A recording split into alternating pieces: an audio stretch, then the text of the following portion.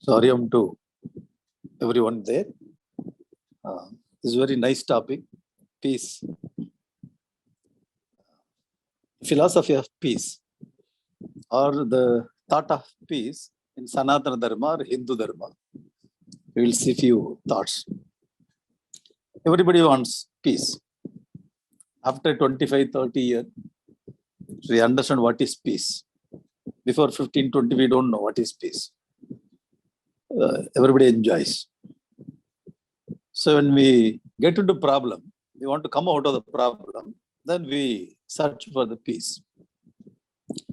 In many places, peace is said that you have to practice peace, you have to bring peace there. So when we analyze very deeply, peace is the thing to be achieved. We'll see one by one the thought. We try our best to get the peace. Final product should be the peace. This is how the life goes. There are three kinds of peace.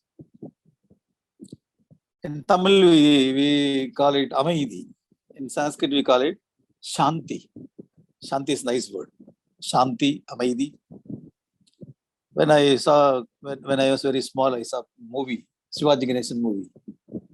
When I was there in school, he says in one of the movies, Ayirumirundum, there is no peace of mind. I have everything, but I do not have peace of mind. Still, that line, we are not able to forget. Because we watch movies when we are very small. So man is searching after peace. Now, there are three kinds of peace. The first peace is external peace. So when two people are there, if they get conflicts or problem, or the disturbance, then they fight each other. So one person is called Dharmik Purusha, another person is called Adharmik Purusha. So there is always the fight between the two. We can call it Dharma, Adharma, or positive or negative or good or bad. Whatever the name we like, we can give it to them. So there is always a fight and conflicts. So if Dharma, the good person, is dominated by Adharma, so the person or the society or the nation will be very quiet. There we find peace. I repeat, the Dharmic Purusha is dominated by Adharmic Purusha, or Dharma is dominated by Adharma. There is peace. If you go and ask how things are going on, they'll say everything is very good. We are very peaceful. Even though they say very peaceful, potentially they are very disturbed. If time comes and they will get burst. So we may call it negative peace. When Dharma is dominated by Adharma, Dharma is not able to fight with Adharma, it's keeping itself very quiet, then we can call it negative peace. Anytime it will burst. If Dharma comes up and Adharma goes down, Dharma destroys Adharma, then we can call it positive peace. So we need to have that kind of positive peace in the society. So all the societies, all the nation, in the global level also, we try to bring this kind of external positive peace. Dharma should fight with Adharma. Adharma should be eradicated and destroyed. Dharma should be maintained and established. So through Dharma, when we get that is called positive peace. So every society is working for that. So when we live in this society or in the country or in the world, it is not possible to eradicate this kind of conflicts and fight completely. It's not possible. Practically, it's not possible. Now, all scriptures are telling us you have to practice good values. You say, all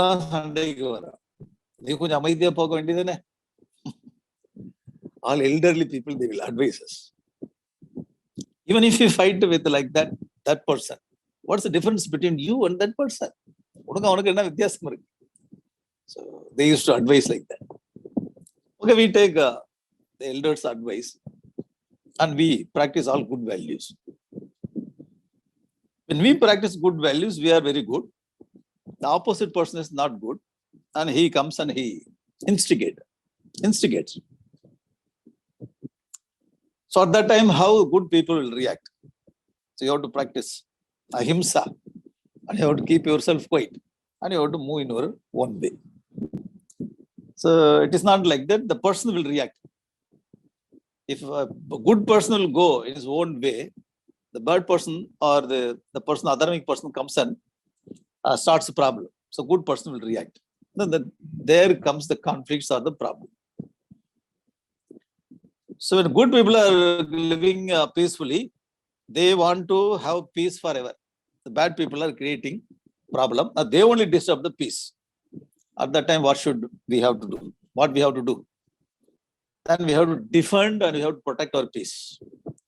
It may be in the family level or social level or national level or international level. Now, recently we had a problem with China. The soldiers came inside and they tried to occupy our land.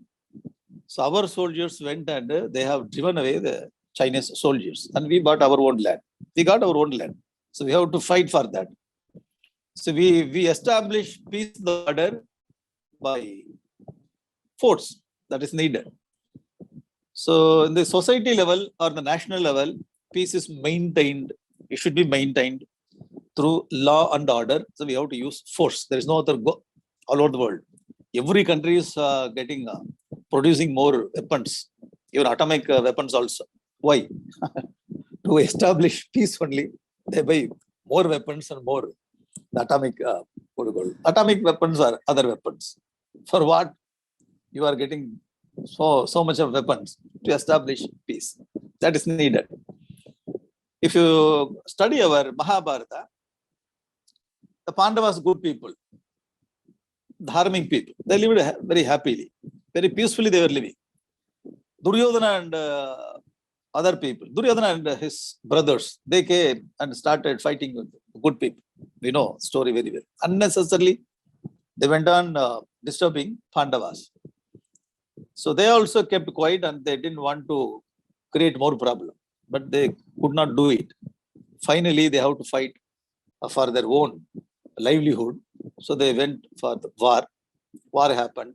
So finally, after war, so we get peace. The peace is established by war in Mahabharata.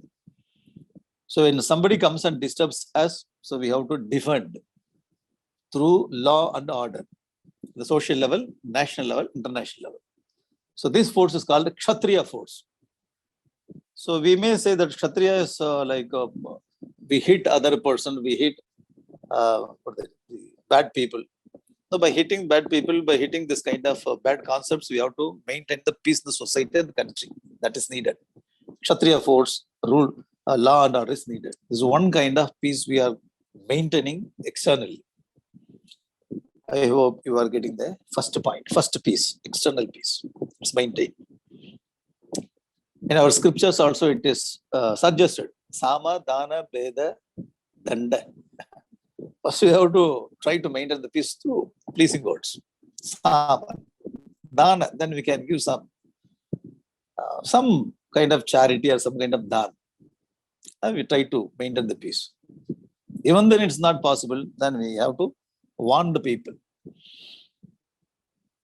Even then the peace is not maintained, then finally we have to take law and order to bring this dandanidhis practiced to maintain the external peace. Because external means so many people, so many language, so many faith are there.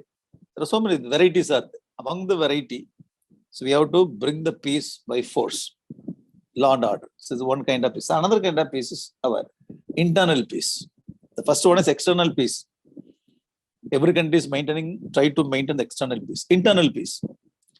Now there is no external peace. Every country is very happy. There's no border problem from country to country. There's no social problem. Everything is very okay, very good. So when you come to next level, even though everything is very good, the surrounding, I have a problem with my own. There's no peace in my mind. The second, the level of what do you call the peace, internal peace. Why? I don't know. My mind, my own mind is disturbing me. Why? I do not know. No. This kind of person, when he sits and introspects, So what's going on in his own mind? His own mind is creating negative thoughts. And the mind and intellect fights, they fight each other. Mind is something, intellect is something other. Mind says all negative. The intellect says all positive. So intellect is guiding force, taking away intellect towards the world. So there is always conflict between mind and intellect. Therefore, I'm not getting peace of mind. Now, again, the man is getting not getting peace of mind. He is completely disturbed inside. Even though his family is very good, in peace. Society also very peaceful. His country also very peaceful. There is no problem externally. But now he is getting problem from his own mind. This is called, what do you call, internal war, internal conflicts. So now man wants to get internal peace by bringing, by quietening the mind inside. So what to do? Now he has to go to religion. The religion only gives very nice suggestion how to conquer your mind, how to get peace of mind. There is negative force in his own mind. There is positive force. So the conflicts between negative thoughts and positive thoughts. The root of all the negative thoughts is desire. Bhagavan Krishna says in Bhagavad Gita, 3rd chapter, Arjuna, you are not getting peace of mind. Do you know what is the reason? Oh, Lord Krishna, can you guide me? What is the reason I'm not getting peace of mind? Lord says, Kama yesha krodha yesha rajoguna suddhavaha mahashano mahapapma vidhenimya vairinam. Please note down that this is your vairi, enemy. What is that? Kama yesha krodha yesha. Your desire from your mind, the desire from your own mind, and it brings all kinds of problem in your life. Therefore, this desire is enemy. You have to understand, desire is your own enemy. You have to conquer that. And how to conquer that desire and how to bring peace of mind is completely, practically he gives a suggestion in 3rd chapter of Bhagavad Gita, the 3rd chapter, last portion.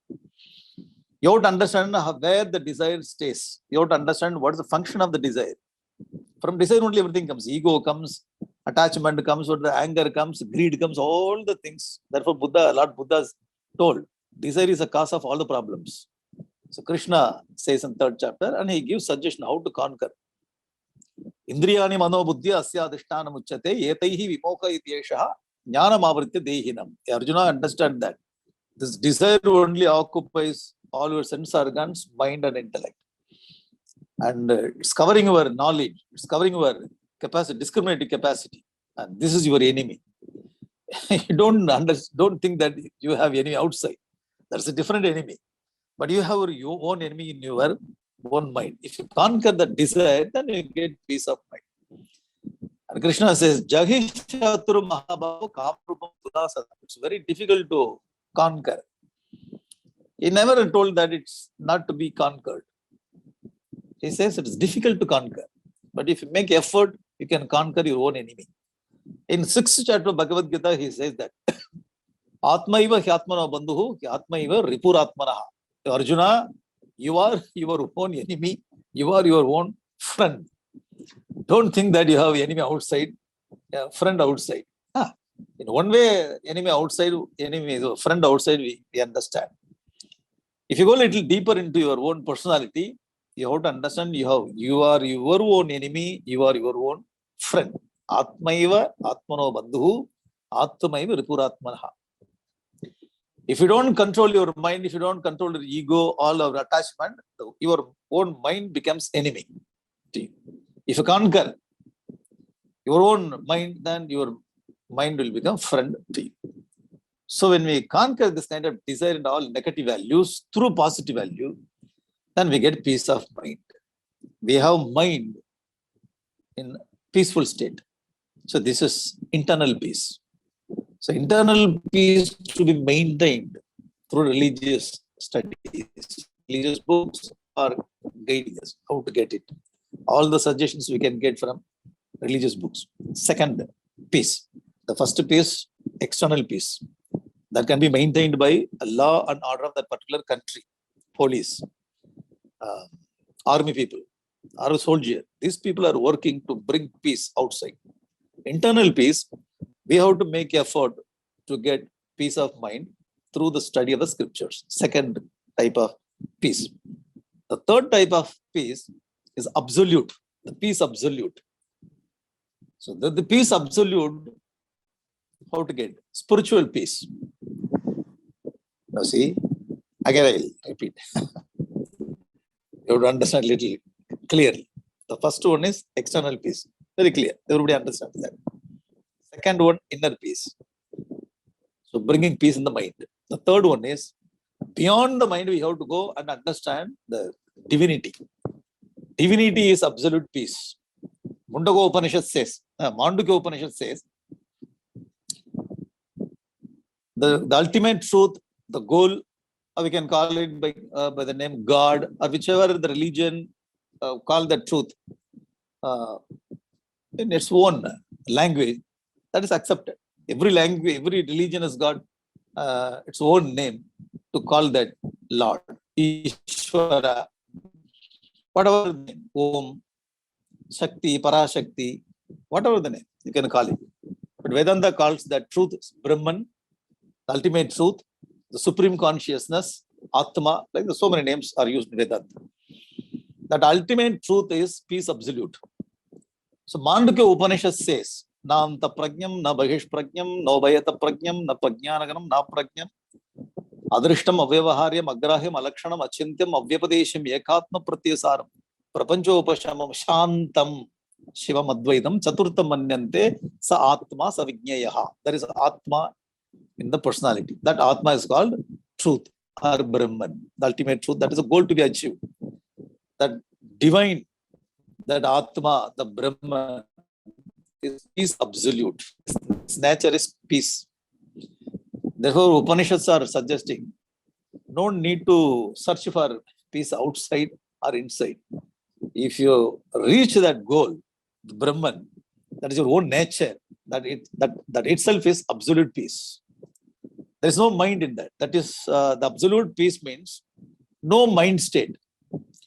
So we have to understand the peace of mind is different and absolute peace is different. Peace of mind means we have mind is disturbed by something. So we try to get the peace in the mind. That is called peace of mind. Absolute peace means we have to drop the mind to go beyond the mind and reach the goal and reach the Brahman. That is called absolute peace. Param Shanti. Shantam Shivam Advaitam. Advaitam is non-dual. There is no second. Advaitam. Shivam, auspicious. Shantam. The Brahman is peace absolute. And then Krishna says in Bhagavad Gita also, Shantim Param Shantim Adhigachati. When you read the Sthitapajna Lakshana of second chapter, Nasti Buddhira Yuktasya Nacha Yuktasya Bhavana. Nacha Bhavayata Shanti Ashantasya Kutas Sukham. If you don't meditate, the person who doesn't meditate on Brahman or Atman, he cannot get the peace absolute. So that's called Param Shanti. So we have to try to get that Param Shanti, the peace absolute or the Brahman, that is goal of life. So in Sanatana Dharma, it is indicated there are 4 Purusharthas: Dharma, Artha, Kama, Moksha. To reach this moksha is attaining the Parashanti, Param Shanti, peace absolute. In that peace absolute, in that Brahman, there is no mind. And we drop the mind and we go beyond the mind and we become peace itself. We are not having peace, we become peace itself. That is called Param Shanti. So when we summarize all the 3 things together, so one is external peace. External peace, we can call that peace by the name Shanti. Engum Shanti Nilava Vendum. We sing that song. Engum Shanti Nilava Vendum. External peace, Shanti. Internal peace, Manashanti.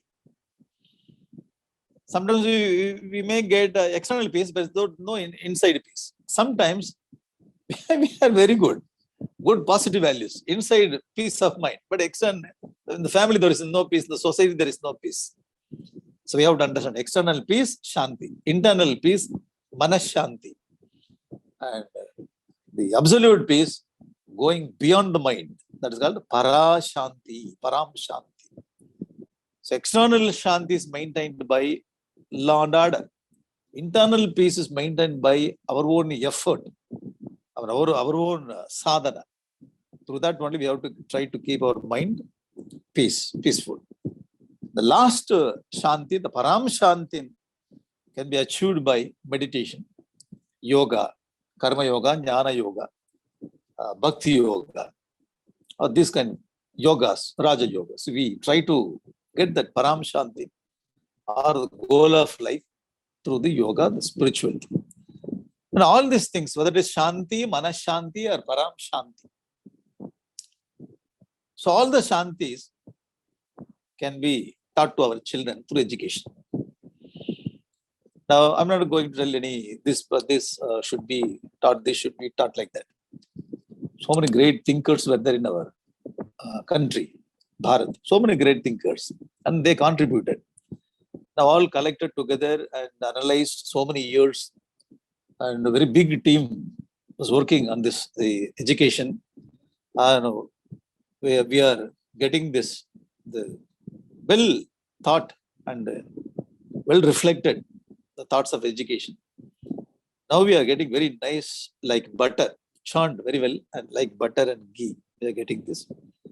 NEP 2020, National Education Policy 2020.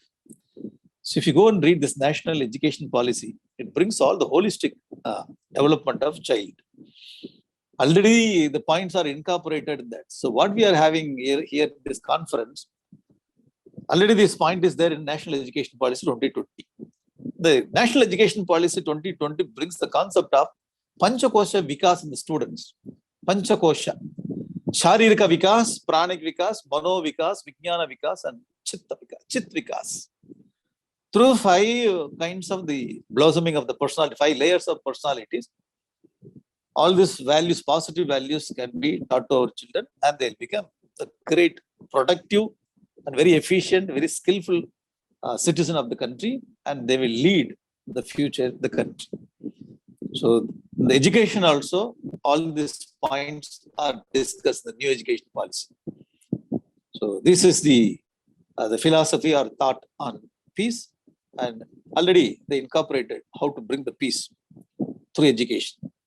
So this is what I want to share. This is the idea of our Sanatana Dharma or Hindu Dharma. It is discussed. So all the points I discussed here based on Mandukya Upanishad, Bhagavad Gita. So thank you very much for this program. My special thanks to our Swamiji, Sri Hari Prasad Swamiji. Thank you very much.